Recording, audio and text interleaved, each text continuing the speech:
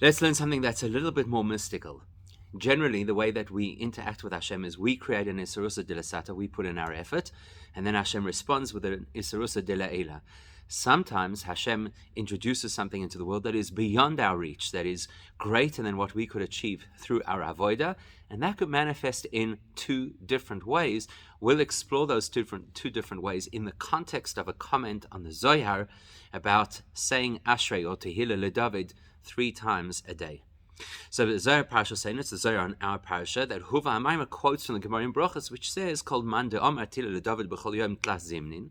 Any person who says Tehillah LeDavid 3 times a day, Ihu Ba'alma de Osi, that is somebody who earns a portion in the world to come.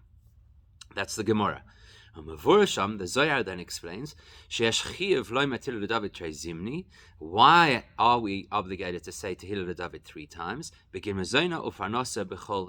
Because we have to daven for our sustenance every single day. And then the Zohar distinguishes, V'apama Gimel, the 3rd time, he lav begin choiva, is not obligatory, in order to facilitate our sustenance, etc. At a begin shivcha. Rather, the 3rd time that we say Tehillah LeDavid is praise to Hashem. So now we have to understand what's the difference between the first 2 times and the 3rd time. We're going to see Rabbi Leivik's perspective and the Tzemach Tzedek's perspective and how they come from somewhat different angles. The Rabbi Leivik, the Rebbe's father, explains in his commentary on the Zohar, the fact that you say Tehillah LeDavid 3 times corresponds to the fact that we daven 3 times a day. And this is something you could already see in Rashi's commentary there in Brochus, where it says Shalish Piyamim Keneged Shalish Tfilis. He says there that the 3 times we daven correspond to, the 3 times we say Tehillah LeDavid correspond to the 3 times we daven. Then Reb Leivik says this, just as 2 of the 3 prayers of the day, Shachas and Mincha, are obligatory, Tfilas Arves Rishus and Ma'ariv is not as obligatory as Shachas and Mincha, so it's technically a choice. It's Rishus, you have the right to daven, not the requirement to daven Ma'ariv. So Keinu Gaman Agel Amir Tehillah LeDavid. So Reb Leivik says the same thing applies to Tehillah LeDavid. Detrei Zimni Chiyuval Barnash, borrowing the words of the Zohar, 2 of the times that we say Tehillah LeDavid, we're obligated to say it. Or Pa'amalaf Achas begin Shivcha, once is just praise that we give to Hashem, which is quite similar to the concept of Ma'ariv, that is not obligatory, but is recommended. Okay, so what's Reb Leivik telling us? Just like Ma'ariv is Rishus, so the 3rd time to say Tehillah LeDavid is not required. Let's see how the Tzemach Tzedek approaches it. The Tzemach Tzedek's notes on Tehillim, quotes Rashi, which we've just seen, the Rashi on the Gemara, that the 3 times to say Tehillah LeDavid in the day correspond to the 3 tefillah Shachas Mincha Ma'ariv. The Tzemach Tzedek asks a very logical question. If, like Rashi says, the 3 times to say Tehillah LeDavid correspond to the 3 tefillos of the day, surely we should say Tehillah LeDavid, otherwise known as Ashrei, in Shachris, and in Mincha, and in Ma'ariv. So why is it that we say Tehillah LeDavid twice in Shachris, once in Mincha, and not at all at Ma'ariv? So yesh metartzim, outside of the Tzemach Tzedek, there are other people who try and answer this, and they say that the truth is Ashrei does not belong at Ma'ariv time for 2 reasons. Number 1, this style of prayer is not suited to the night time. Or alternatively,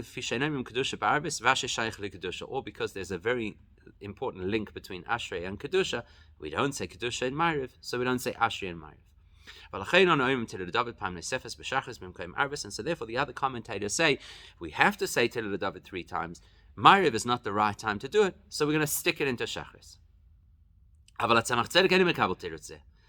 Tzedek in his commentary does not accept this as a plausible answer. And he says, whichever way you look at it, it doesn't make sense. If the whole reason why we say Tehillah LeDavid a 3rd time each day is because, as Rashi points out, it has to correspond to the 3rd tefillah, i.e. Ma'ariv, then logically, there would be no logical reason to say a 3rd time Tehillah LeDavid to correspond to Ma'ariv, but to say it in a different tefillah, in this case Shachris. Doesn't make sense. And if it's true what the Mefarshim will point out, that Ashrei does not belong in Ma'ariv, then lo yomru rak beis pamim, and we should only say Ashrei twice a day. So it really doesn't seem to make sense. For this reason, Tzemach Tzedek gives a very interesting insight. That when the Gemara told us any person who says Ashrei 3 times a day goes to Gan Eden, is that opinion in the Gemara is only according to the view that Ma'ariv is actually obligatory. And according to that opinion, you would actually say Ashrei at Ma'ariv. Now, we don't do this in practice. We follow the opinion that says Ma'ariv is not obligatory. So we don't have to say Ashrei at that time. So in other words, according to the view that Ma'ariv is not obligatory, that's what we follow in practical halacha. If that's the case, then Tzemach Tzedek is saying, then all we need is to say Ashrei twice a day, and that would be our ticket to Gan Eden. And then the Tzemach Tzedek explains and why, according to Chassidus, this should work.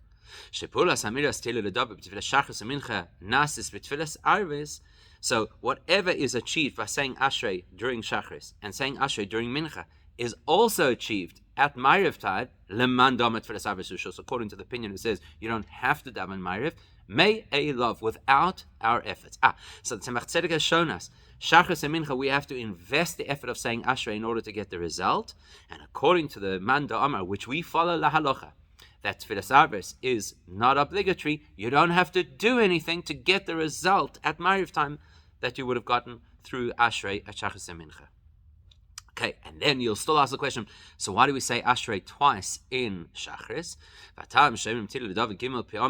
Why Taka do we say Ashrei 3 times? Beis Pamim b'Shachris, twice in Shachris. That third time is not to give us access to Olam Haba. So we don't miss the value of saying Ashrei 3 times, which of course is what the Gemara proposed originally. We'll talk about this more later. So now we've got 2 views. Rabbi Leivik is of the view that the third Ashrei, which is like Ma'ariv, is Rishus, and you have the Tzemach Tzedek who's of the view that the whole concept of saying Ashrei 3 times is only according to the opinion that Ma'ariv is also required, and if Ma'ariv is not required, which we're doing, which is how we see the halacha, Ashrei is also not required a third time, and we just say it in order not to lose the value of saying Ashrei 3 times. So now that we have these 2 opinions, we've got to say, so how do they relate to each other? How do you reconcile the 2 opinions?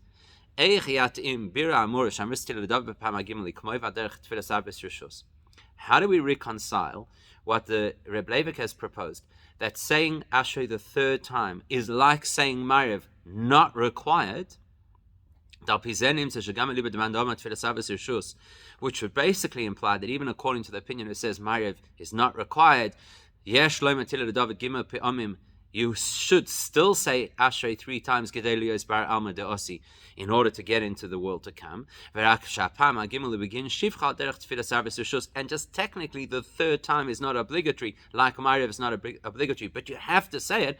How do we reconcile that in Pirat Tzemach Tzedek with the Tzemach Tzedek's approach, which is that same opinion who says we don't have to daven Ma'ariv, you only need Ashrei twice in order to get into Olam Haba. So Reb Leivik is saying that the person who says Ma'ariv is Rishus still believes you have to say Ashrei 3 times to get into Olam Haba, and that Tzemach Tzedek says that same opinion would require only 2 Ashreis in order to get into Olam Haba. That's our big question we're going to try to reconcile. And Gam Tzarech Lavin, there's another question as well. Let's go with the Tzemach Tzedek's approach for a moment. That if we follow the opinion, who we do follow halachically, that is that you don't have to daven Ma'ariv, and therefore and therefore it's sufficient to say Tehillah David twice a day in order to get into Olam Haba. So if that is true, then why do we actually say Ashrei 3 times a day and 2 of them in Shachris? Now we already saw that the Tzemach Tzedek explained Shatamu. The reason is so we don't skip that opportunity to say Ashrei 3 times, or as the Tzemach Tzedek explains a little bit further in his explanation over there, more in the language of Kabbalah and Chassidus. Why did they make us say Ashrei a second time in Shachris? Because it's similar to, if you paraphrase the pasuk from Yeshaya, about that Yaakov is the one who redeems Avram Avinu. In other words, implying that there's this very strong relationship between Yaakov and Avram Avinu, who represent Chesed. Avram Avinu is Chesed, and Yaakov represents Tiferes or Rachamim. Tiferes mateh klape Chesed. So the Tzemach Tzedek explains that the nature of Tiferes is that it is inclined towards Chesed. So Tiferes, which is the third element, which is related to Ma'ariv, which is Yaakov's Tefillah, if you can't achieve or express Ashrei at that time of Ma'ariv, it's noita klape Chesed. It links back, or it is inclined back to the time of Shachris, and we stick in the second Ashrei there to compensate, so to speak, for Ma'ariv. So Halgofa Derish Bir, that in itself still needs to be explained. The Tzemach Tzedek has told us clearly that the reality is, if you say Ashrei twice a day, you already have access to the next world. Because as the Tzemach Tzedek told us, if you do your effort at Shachris and Mincha, then it happens naturally at Ma'ariv time without any human input, that we get the value of as if we had said Ashrei. So if that's true, we've already achieved what we need to achieve. So what's still missing? That forces us to say Ashrei a third time. So the first insight that we're going to see in explaining this is that Reb Leivik and the Tzemach Tzedek are taking two different views, looking at this issue from the perspective of Gemara versus looking at this issue from the perspective of Zohar, or Nigla versus Pnimius HaTorah. So the kernel, the core of this explanation hinges on that there's a difference between the approach of the Gemara and the approach of the Zohar. At Tzemach Tzedek, let's start with the Tzemach Tzedek. He says clearly in his explanation that he is explaining B'das HaShas, from the perspective of how the Gemara sees things. Now, Valpi Nigla the Torah, when you're looking from the exoteric part of Torah, and Mandomat Filas Arvis Rishus, if you're looking from that perspective, through that lens, the moment you have an individual who says you don't have to daven Ma'ariv, so therefore in Mokem Lamiras Tila David Bit Filas Arvis, you naturally would have no reason to stick Ashrei into Ma'ariv, because you don't even have to do Ma'ariv. And by the same logic, you wouldn't have to catch up a third Ashrei anywhere else in Shachris, because it's not required at Ma'ariv. So what's the Tzemach Tzedek's view? He's saying the Gemara is telling us 2 Ashreis gets you into Olam Haba, you need nothing else. Whereas according to the Rebbe's father, he's explaining how the Zohar sees this same conversation, and therefore it's al pi pnimius HaTorah. We're looking through the esoteric part of Torah. So then there are 2 things to consider. Hine Aleph. Firstly, even according to the view which we follow halachically, that Ma'ariv is not a required tefillah, still yesh mokem lamiras tefillah David. There's still value to say Ashrei a third time. He begins shivcha. It's just that this third time that you say Ashrei is not for something you need. It's a way of giving praise to Hashem. Which is quite similar to the fact that you don't need Ma'ariv. Why do you do Ma'ariv? To give more praise to Hashem. Second of all, Beis, that third Tehillah David, which has value to praise Hashem, in spite of the fact that really technically it relates to Ma'ariv, it's actually said practically at Shachris. Okay? So the Tzemach Tzedek saying, from the view of the Gemara, you don't need a third Tehillah David. We do it because of a different reason. From the Zohar's perspective, which Rabbi is explaining, you need that third Tehillah David. It has the value of Shevach, of praise to Hashem, and in spite of the fact that it's linked to Ma'ariv, it's actually said in Shachris. And the fact that the Tzemach Tzedek concludes that we really don't want to miss the opportunity to say Ashrei 3 times, and therefore we do say a second Ashrei in Shachris. And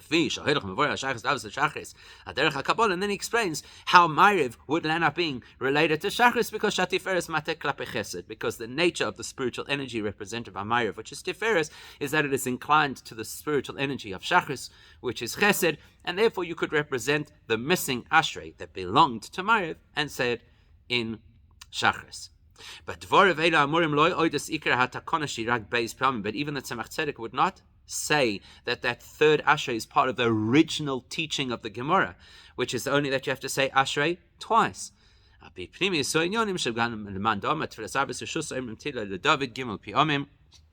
All the Tzemach Tzedek is showing us that in addition to what the Gemara says, that you only need to say Ashrei twice, there is also a deeper esoteric explanation and approach which introduces the possibility of saying Ashrei a third time. Let's understand this a little bit better. Let's analyze the words that the Tzemach Tzedek used, where he said, "Sha'anan de kaimelon," we hold in practice that Tfilas Arvis Rishus, that Ma'ariv is not an obligatory prayer. And therefore, says that Tzemach Tzedek, Lochen ein oimrim Ashrei koidem Tfilas Arvis. That's why we don't say Ashrei as an introduction to Ma'ariv. Why not? So he explains, because at Ma'ariv time, whatever Ashrei would have achieved through our saying of Ashrei, at Ma'ariv time happens of its own accord. What can we learn from that? Shemizeh, move on. That the Tzemach Tzedek is telling us, why don't we say Ashrei at Ma'ariv? Because we hold that Tfilas Arvis, that Ma'ariv is not required. It's not because we say we'd be wasting our time saying Ashrei. There's no value in saying Ashrei at Ma'ariv time.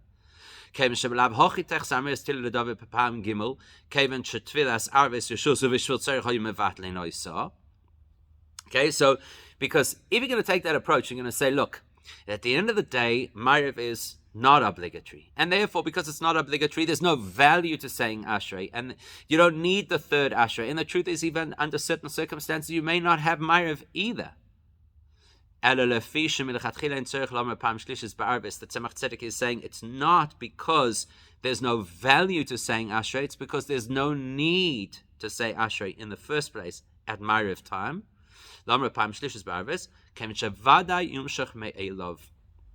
This is a key part of what the Tzemach Tzedek is explaining to us.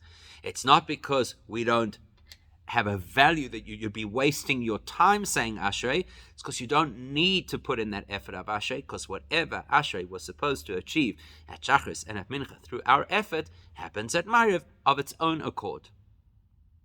So because at first glance it doesn't really seem to make sense. The concept of saying that Ma'ariv is not an obligatory prayer.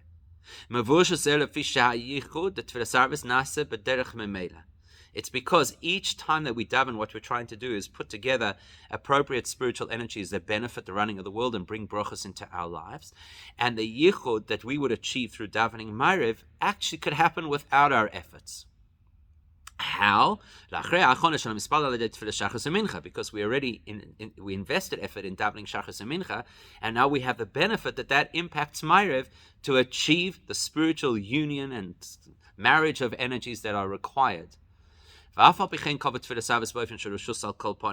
in other words, we don't need to put in our effort in order to achieve the spiritual take-home that Ma'ariv should achieve.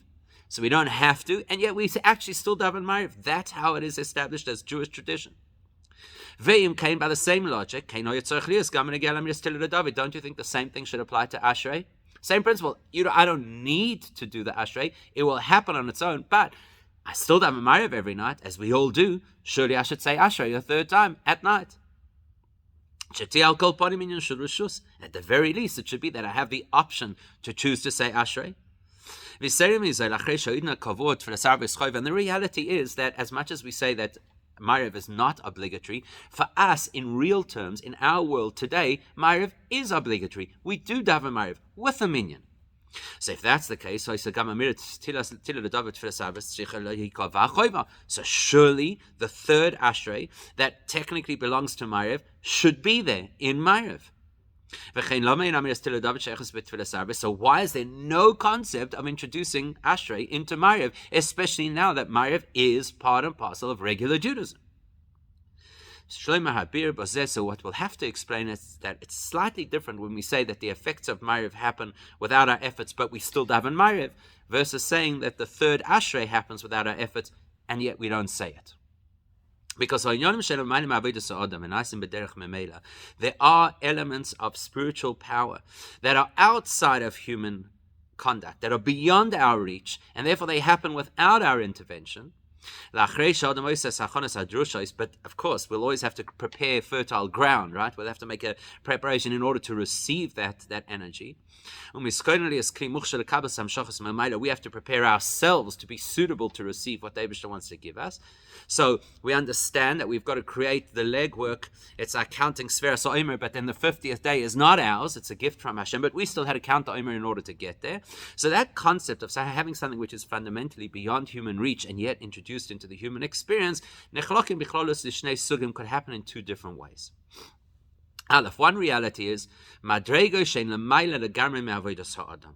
are certain spiritual concepts that are altogether beyond human reach. There is nothing that humans could do that would in any way touch, affect, or instigate those energies. We have a great example of that when the Yidden stood at the edge of the sea before the sea split, where Hashem told them specifically to be silent. Why be silent? Surely you should always daven. Because in tzorech b'tefillah, the message was, there's no purpose, there's no need to daven. Because the way the Eibishter is going to fight against the Egyptians comes from such a lofty area that human endeavor has no value there, has no capacity to reach there. In fact, it might even get in the way. So it is possible that the Eibishter will sometimes give us things in a way that we actually have to just step back and not be involved in the process. Then there's another possibility base. There are experiences or levels of holiness that are beyond human reach, but yet relative to human endeavor. But because it's fundamentally something that is not based on our efforts, so it's not a requirement for us to put in that effort, we could choose to be part of the process. In other words, that means that our efforts are not going to be what cause that flow, that energy, that input from Hashem. Because if we could have instigated that kind of spiritual engagement, then we'd be required to do it. So the fact we're not required to do it means fundamentally we are not empowered to start that process. But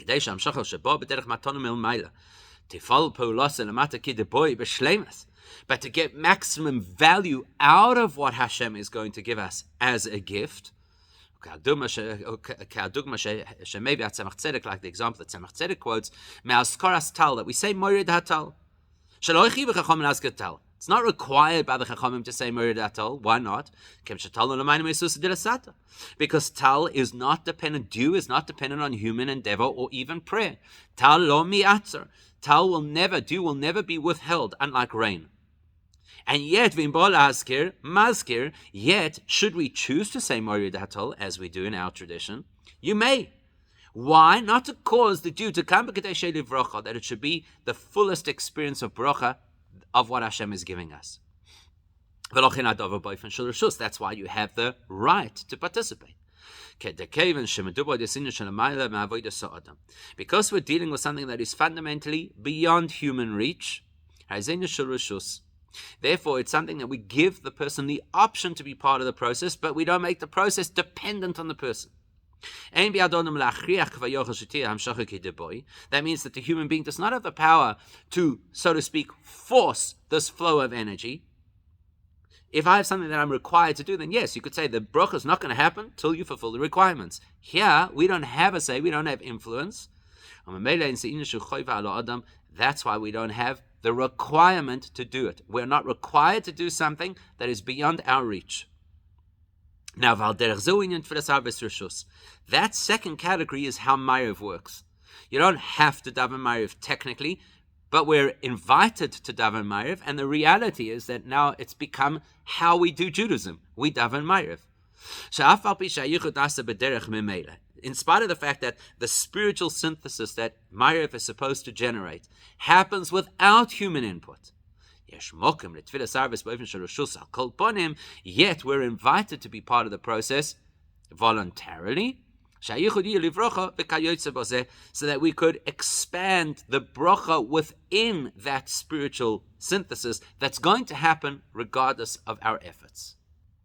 With that in mind, we can now see the difference between Ma'ariv and the third Ashrei. Now we can understand the reason. The concept of Reshus, that you are invited to daven Ma'ariv, only applies to Ma'ariv and does not apply to saying Ashrei a third time. So the Tzemach Tzedek explains, says that Tzemach Tzedek, when we say Ashrei, what effect does that have on high? It is me'oirer, it awakens, it stimulates, it starts a process. By us saying Ashrei, it stimulates the beginning of a process that brings together the two energies of Zoh and Malchus, known as Yichud Zun. The key word over here is that it starts. So therefore you can understand, there would be no point in saying Ashrei to start a process at Ma'ariv time, because when we're davening Ma'ariv, we're not starting any processes, because Ma'ariv is a time of processes that we can't start. They're beyond our reach. So therefore, all we can achieve through Ma'ariv is how successfully the spiritual energy will play out. But Ma'ariv is not a time where we actually cause the spiritual connection to happen. Now the whole purpose of Ashrei is the purpose of Ashrei is to begin a process of spiritual connection. In other words, Ashrei makes something happen in the spiritual realms that would not happen without the Ashrei. Well, at Ma'ariv time, we don't have that capacity. We don't have that role. We will not be the ones initiating any spiritual processes. So while we're invited to daven Ma'ariv to consolidate the spiritual energy of the time, there's no value in saying Ashrei, which is supposed to generate the spiritual energy of the time. But this is the perspective of the revealed part of Torah, Gemara. When you're learning Nigla, you're dealing with the more accessible or revealed parts of godliness, or to put it into our conversation, in the realm of Keser, which is this ultimate state of godliness, it's the more outward, superficial element of Keser. And therefore, there's no scope for the humans to be able to touch something beyond Chitzonius HaKeser. So where is the spiritual connection happening? At the level of Pnimius HaKeser. I'm learning Gemara. Gemara tells me how I can access Chitzonius HaKeser. So therefore Gemara says there's no point to a third Ashrei, because the point of Ashrei is to stimulate a process. And seeing as I cannot get to the point where I could reach where that process is supposed to start from, because I can't reach into Pnimius HaKeser, don't say Ashrei at night, or even a third time at all. But when you learn from the perspective of Zohar, whenever you engage the hidden parts of Torah, it gives you access to the hidden parts of godliness, Pnimius HaKeser, to the internal reality of Keser. Then actually we do have access, maybe not to stimulate the beginning of the great spiritual connections of the time, but to determine and consolidate how that spiritual union is going to happen. But as we mentioned, this is not something we're required to do, it's something we are invited to do. When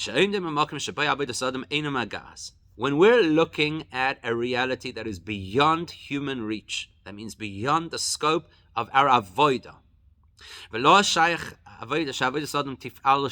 which means it is not logical, it's not possible that human endeavor should actually have any impact in that reality, then any avodah we're going to do in that context cannot be required or obligated,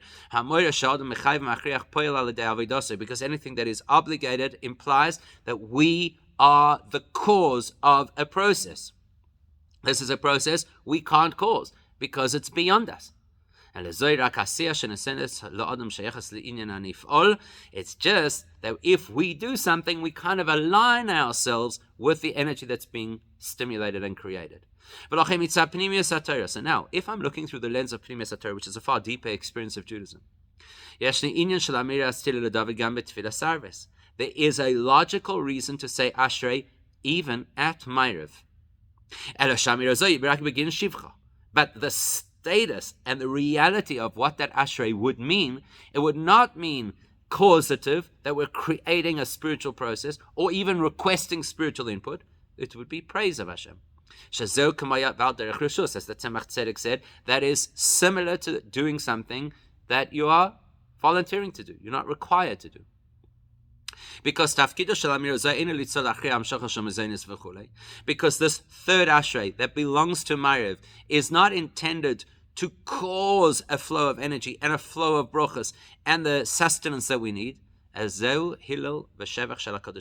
purely to praise and acknowledge Hashem.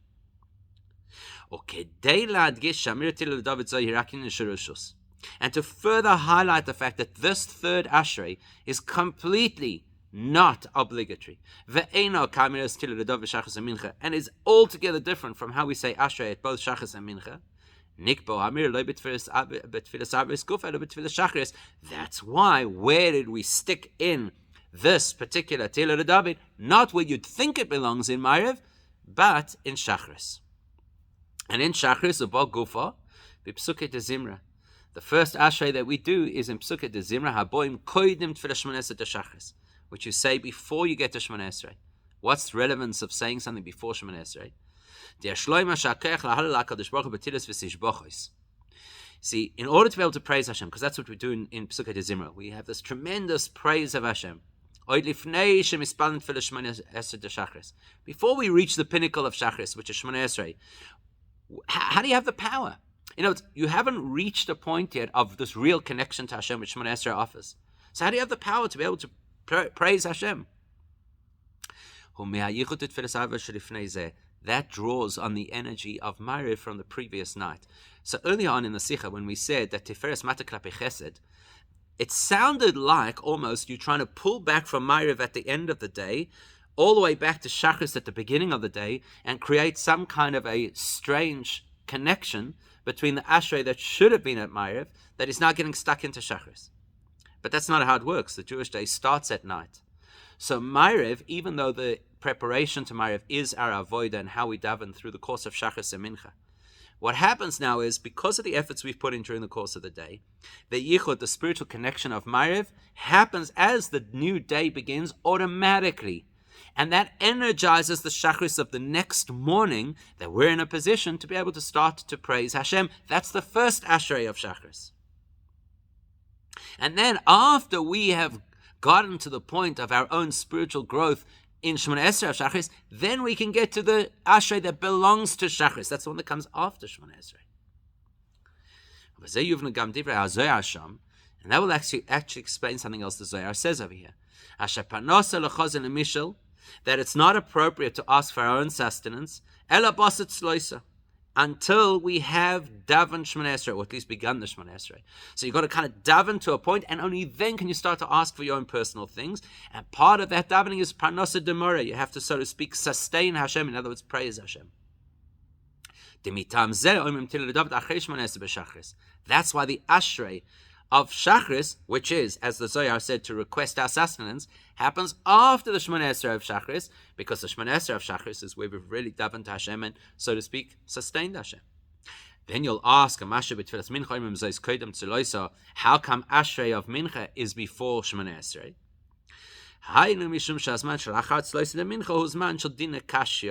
It's for an extraneous reason, because after we finish the Shemona Esrei of Mincha, we enter a time of day where there's severity from Hashem, not a time to be asking for our own personal needs. Now